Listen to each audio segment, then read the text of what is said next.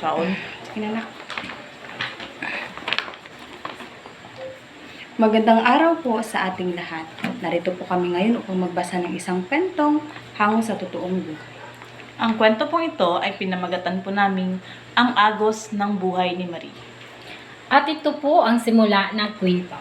Sa isang maliit na nayon, may isang dalagang nakatira na nagngangalang Marie. Si Marie ay isang simpleng dalaga na puno ng pangarap sa buhay. Siya ay nag-aaral sa isang universidad sa kanilang nayon upang maging isang magaling na guro. Ang kanyang pamilya ay hindi marangya, ang kanyang ama ay hindi nakapagtapos ng pag-aaral, na kahit ito ay hindi nabigyan ng oportunidad na makapagtrabaho, ay sinikap pa rin niyang itaguyod ang pamilya sa pamamagitan ng pagtitinda ng mga pagkain sa labas ng mga paaralan sa kanilang nayon. May mga panahong kinukuha pa ng mga miyembro ng gobyerno ang ilan sa kanilang mga gamit sa pagtitinda dahil hindi daw Dahil daw. O dito, pwede na to. Tapos i-crop lang to. Pwede mo to i-crop. Jesus. Ang crop, saan ito? video. Video. Dapat ka na kay video editor. O gani, mag-install yun.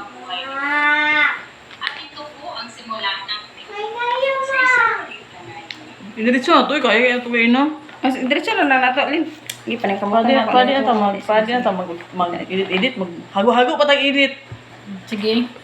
Sige. Sige eh. Sige, may siya pakyot. Oy. Para po niyang video-video ba? Naglagot ko anak ba? Sige na, Kate.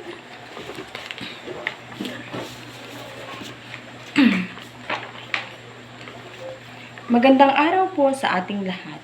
Narito po kami ngayon upang magbasa ng isang kwentong hango sa totoong buhay.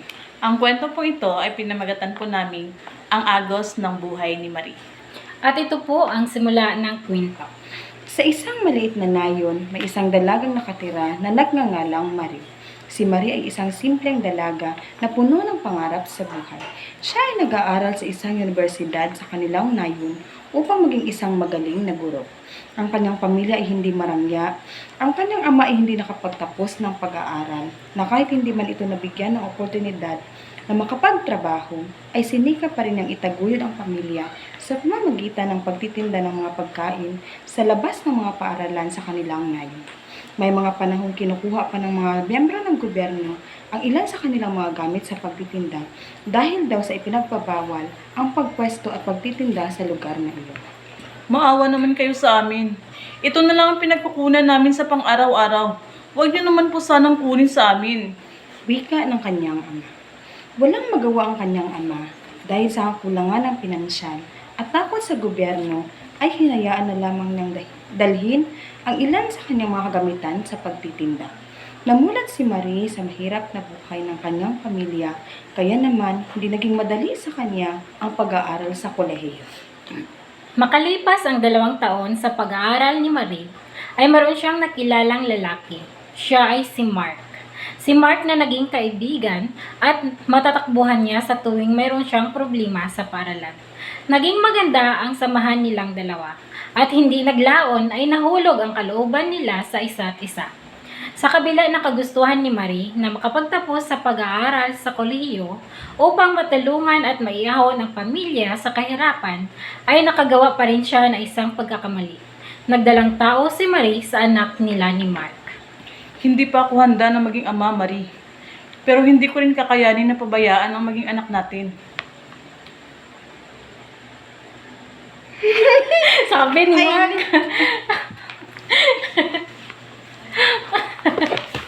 Okay.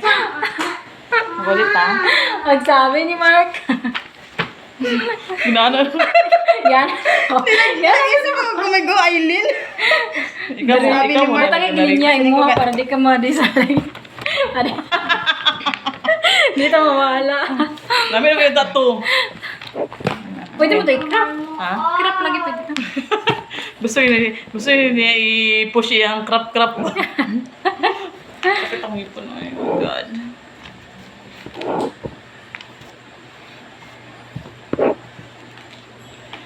Why? Di ba ikaw na diri? Imo na diri, Meg? Say, ha?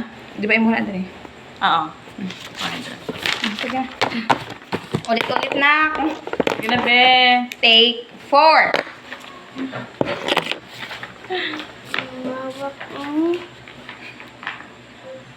Magandang araw po sa ating lahat. Narito po kami ngayon upang magbasa ng isang kwentong hango sa totoong buhay.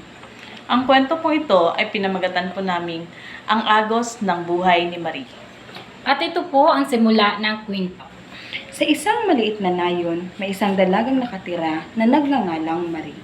Si Marie ay isang simpleng dalaga na puno ng pangarap sa buhay. Siya ay nag-aaral sa isang universidad sa kanilang nayon upang maging isang magaling na guro.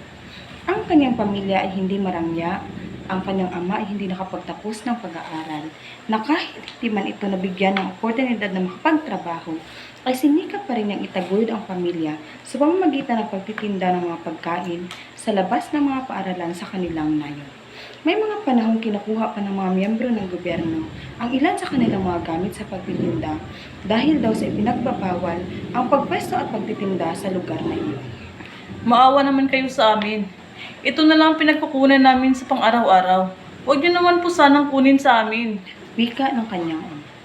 Walang magawa ang kanyang ama dahil sa kakulangan ng pinansyal at takot sa gobyerno ay hinahayaan na lamang niyang dalhin ang ilan sa kanyang mga kagamitan sa pagtitinda. Namulat si Marie sa mahirap na buhay ng kanyang pamilya, kaya naman hindi naging madali sa kanya ang pag-aaral sa kolehiyo.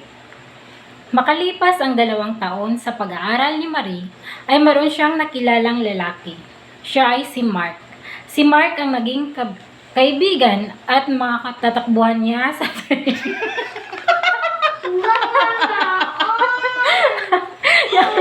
Take what? Baka naging ko siya eh. Kalma. Baby, kalma. Mahulog yun siya itong pinakauna na naging ito ay pasa ba? Okay, ulit. Ito, nakatikwa na lang ito. Diretso-diretso. Hanapin na siya, Meg. Ganang first, good first take, good. Diretso-diretso First and ang last first ba? take. Yeah, tayo. Bed, ano, Okay, bed? nain na ako. Okay lang, nabi ka Na, talaga. mo na, di ba, gignat na ka na, dili ka mag-uban. Gusto Sorry ka kayo, mag-uban, babe. tanawa. Wait lang. Ulat. Wait lang.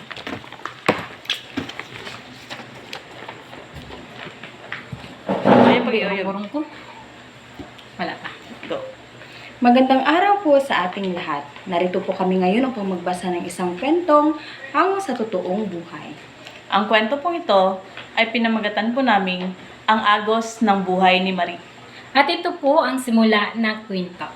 Sa isang maliit na nayon, may isang dalagang nakatira na nagngangalang Marie. Si Marie ay isang simpleng dalaga na puno ng pangarap sa buhay. Siya ay nag-aaral sa isang universidad sa kanilang nayon upang maging isang magaling na guro.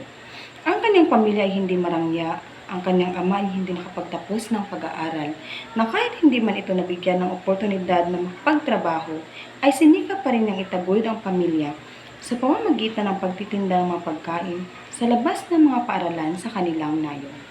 May mga panahong kinukuha pa ng mga miyembro ng gobyerno ang ilan sa kanilang mga gamit sa pagtitinda dahil daw sa ipinagbabawal ang pagpwesto at pagtitinda sa lugar na iyon. Maawa naman kayo sa amin. Ito na lang ang pinagkukunan namin sa pang-araw-araw.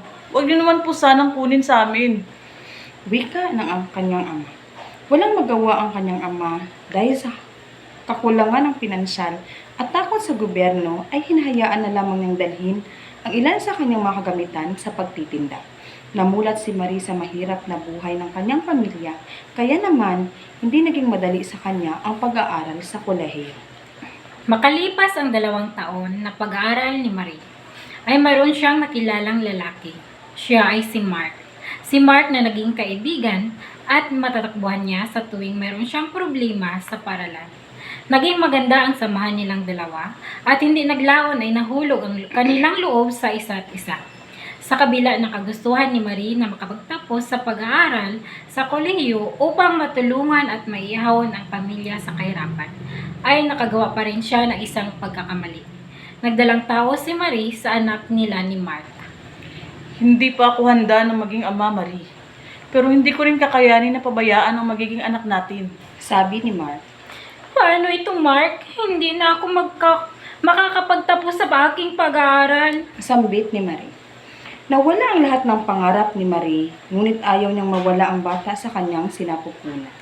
Umalis si Marie sa kanilang tahanan upang manirahan sa pamilya ng ama ng kanyang anak. Labis na nalungkot ang ama at ina ni Marie sa kanyang pagbubuntis, ngunit hindi naglaon na natanggap rin nila ang lahat ng nangyari.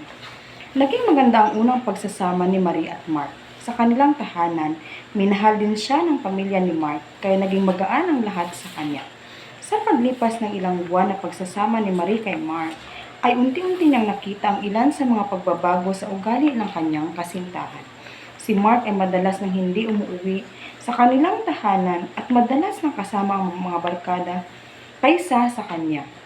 Sa pagsapit ng araw ng kapanganakan ni Marie, ay hindi niya nakasama ang kanyang kasintahan na si Mark, bagkos ang ina ng kanyang kasintahan ang kanyang kasama sa kanyang panganganak. Nagsilang si Marie sa isang magandang sanggol na babae at pinangalanan niya itong Gia. Labis ang saya ni Marie noong mga panahon iyon, ngunit ang saya ng kanyang nararamdaman ay mabilis rin namang napalitan ng pait at sakit noong nakipaghiwalay ang kanyang kasintahan na si Mark dahil sa mayroon na itong bagong nobya. Patawarin mo ako, Marie. Hindi pa talaga ako handang maging ama. Nawala na rin ang pag-ibig na nararamdaman ko sa iyo. Kaya tuluyan na akong umibig sa iba. Paliwanag ni Mark. Paano na ako, Mark?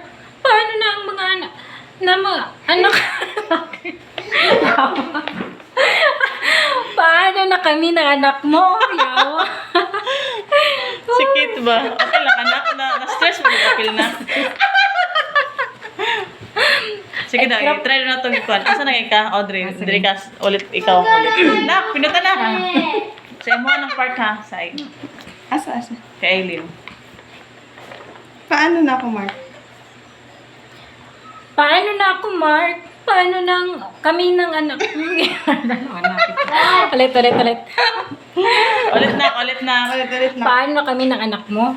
Paano na ako, Mark? Paano Lang. kami na? Sige. Paano na ako, Mark? Paano na kami ng anak mo? Minahal kita, ngunit bakit ganito ang sinukli mo sa akin? Mangiyak-niyak na sabi ni Marie. 3 araw pa lamang bago nanganak si Marie nung naghiwalay sila ng kanyang kasintahan at nagdesisyon na umuwi sa kanilang tahanan.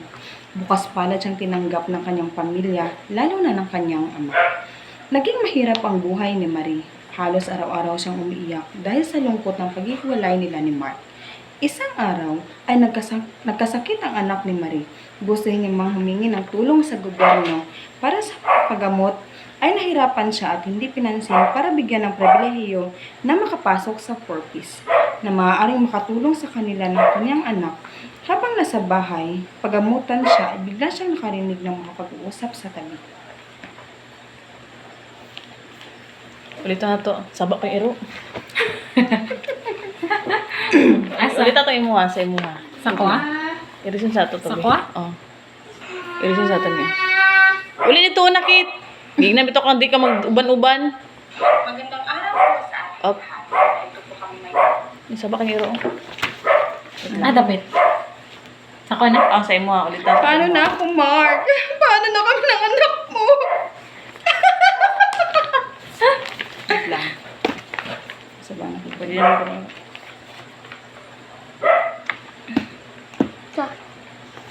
Sige na. 1, 2, 3, go. Paano na ako, Mark? Paano na kami? Asa na? Ulitan na. Makulatan na mo mo. Sige na, nak. Wait lang. Wait lang. Paprepira sa tita ni mo kaya mabigla siya. Sige. Wait lang. Igna, tita. Hindi na ka, tita. Wait lang. Okay lang na. Steady lang na. Sige, go. Paano na ako, Mark? Paano na kami ng anak mo? Minahal kita, ngunit bakit ganito ang sinukli mo sa akin? Mangiyak-niyak na sabi ni Marie. 3 araw pa lamang bago nanganak si Marie nung naghiwalay sila ng kanyang kasintahan at nagdesisyon na umuwi sa kanilang tahanan. Bukas palad siyang tinanggap ng kanyang pamilya, lalo na ng kanyang ama.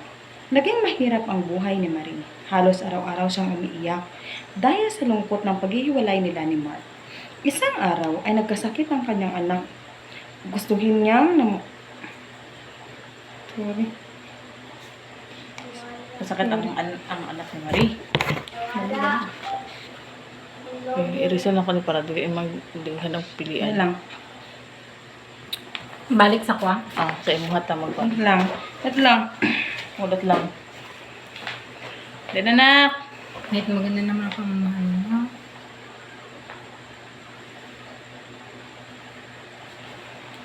Isang araw ay Wait lang. nagkasakit ang anak ni Maria. Gusto niya. Ayaw pag dikit ka mag-uyog ato ang cellphone. Tulong sa gobyerno para sa pagpapagamot ang hirap. Pagpapagamot ang hirapan siya at hindi pinansin para bigyan ng pribilehiyo na makapasok sa corpus na hindi makapasok sa kanya ng anak niya. Habang nasa bahay pagamutan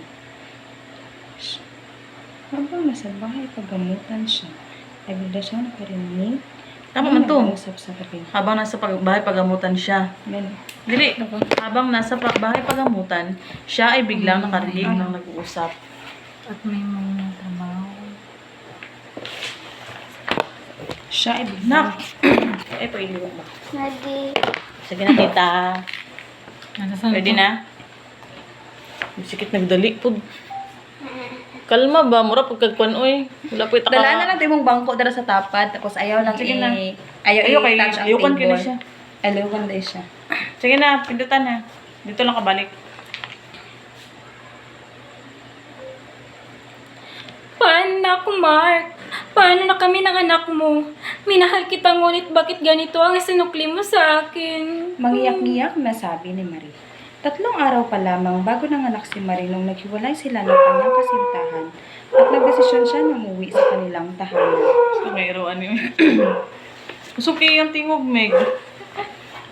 As in. Klaro kayo na. Bakit na lang ba? Anak, Mark. Paano na kami ng anak mo? Minahal kita ngunit bakit ganito ang sinukli mo sa akin? Mangiyak-ngiyak na sabi. 3 araw pa lamang bago nanganak si Marie nung naghiwalay sila ng Ito na una to ba? Wala yung interruption. Ganun, no? Wala yung kuwan. Gusto kayo mong mo si Ero Good. Gusto mo kayong taghulme. Anak. Tama na karoon yung una, oy. Ano na lang una-una? Dari ang. Midang. Una-una na lang. Narito po kami ngayon upang magbasa ng isang kwento hango sa totoong buhay. Ang kwento po ito ay pinamagatan po namin ang agos ng buhay ni Marie. At ito po ang kwento ng buhay ni Marie. Sa isang maliit na layo, may isang dalagang nakatira na Okay naman eh.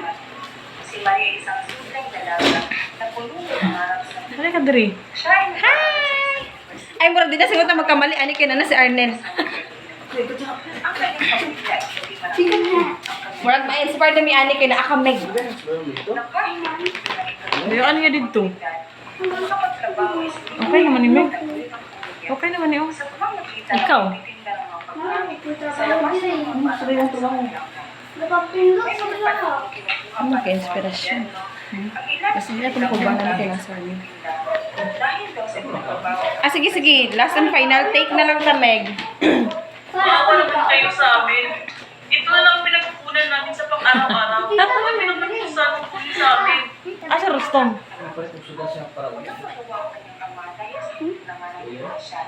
Ready na?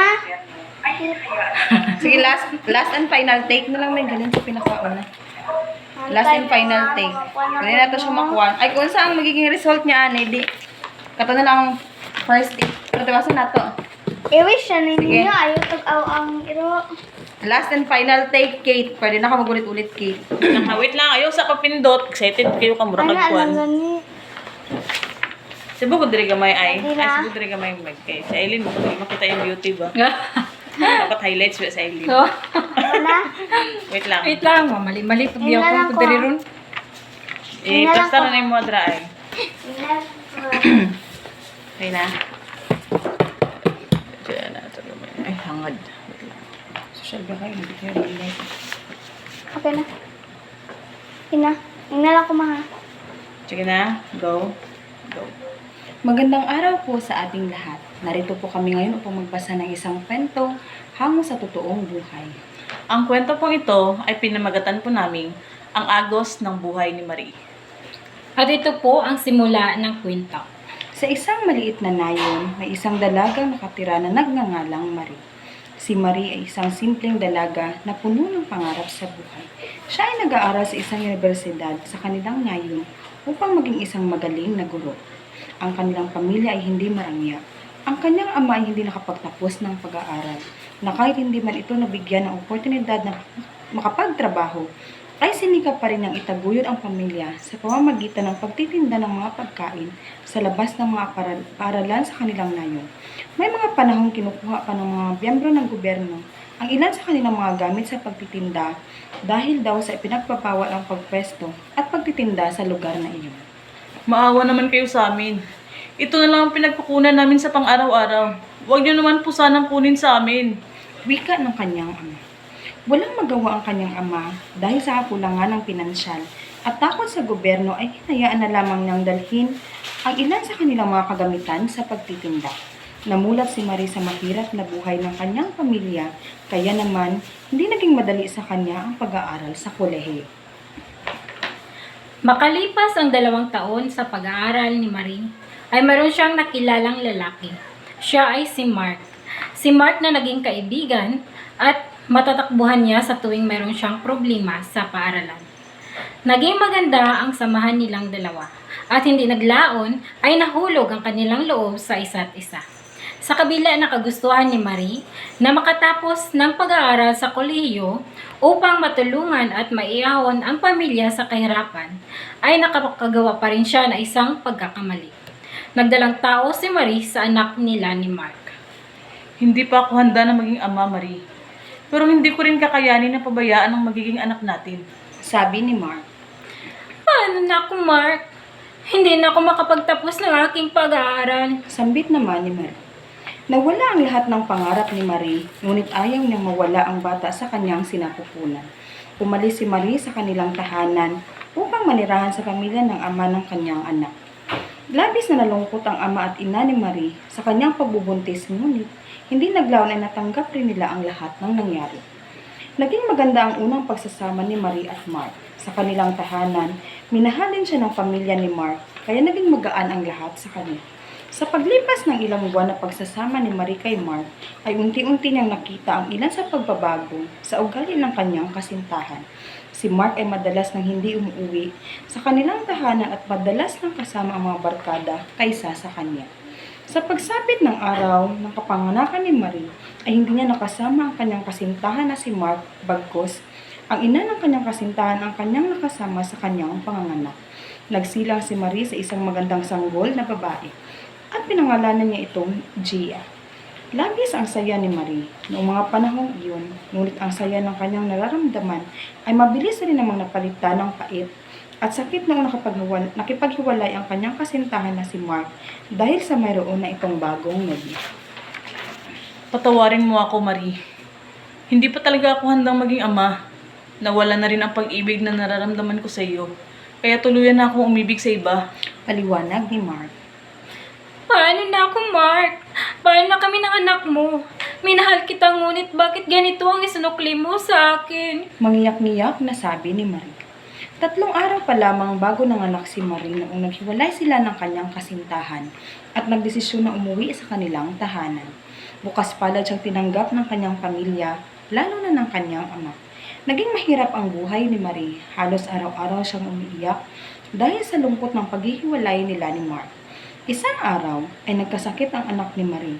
Gusto niya mang humingi ng tulong sa gobyerno para sa pagpapagamot, ay nahirapan siya at hindi pinansin para bigyan ng pribilehiyo na makapasok sa purpose na maaaring makatulong sa kanila ng kanyang anak. Habang nasa bahay pagamutan, siya ay biglang nakarinig ng pag-uusap sa tabi niya. Alam mo, Mare, buti na lang talaga nakapasok ako sa 4-piece. Malaki talagang pasasalamat ko sa kaibigan ko na nagtatrabaho sa gobyerno. Wika ng isang babae sa katabi niya. Buti ka pa, Mare. Kahit maganda naman ang pamumuhay niyo at may mga magagandang trabaho, ay nakapasok pa rin sa 4-piece. Sagot naman ng isang babae. Nanlumo si Marie sa mga narinig niya. Hindi niya inaasahan na may mga ganun pala sa gobyerno na kahit may kaya sa buhay, ay binibigyan pa rin ng pribilehiyo ng gobyerno at hindi ang mga mahirap na tulad niya. Inakala niyang pinaparusahan siya ng Diyos, kaya nangyari sa kanya ang lahat ng mga masasamang bagay. Pakiramdam niya ay mas mahihirapan siya sa kanyang buhay, lalo na't